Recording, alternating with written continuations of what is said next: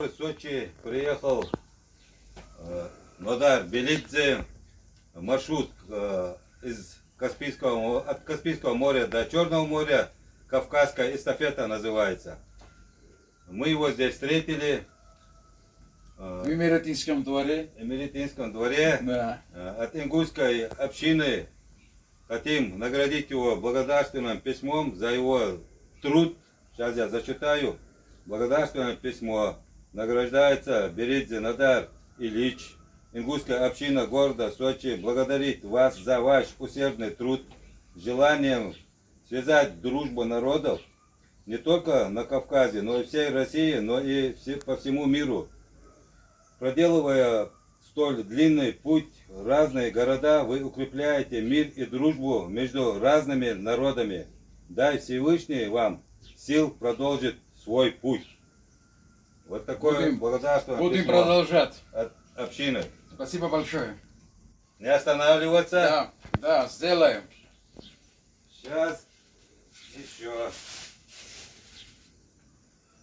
И ингушская община дарит такую книгу, все ее знают, как «Страна башен и легенд». Здесь такие строки.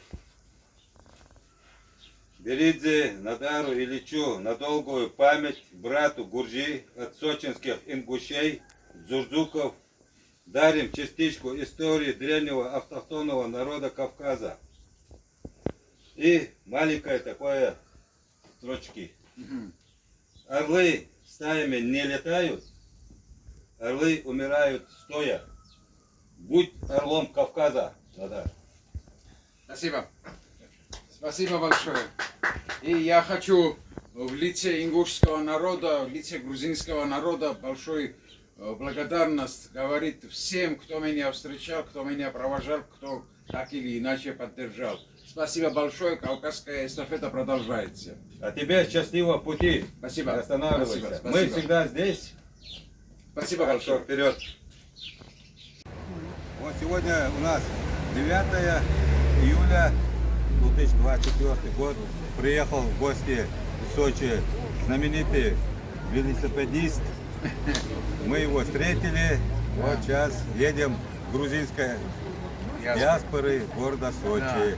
Да. В первую очередь огромное спасибо братьям ингушам по всей дистанции Северного Кавказа и особенно в Сочи за такой теплый прием. И сейчас пойдем к братам грузинам. Да. Так что вот так. Да, общение, спорт это на первом месте, конечно.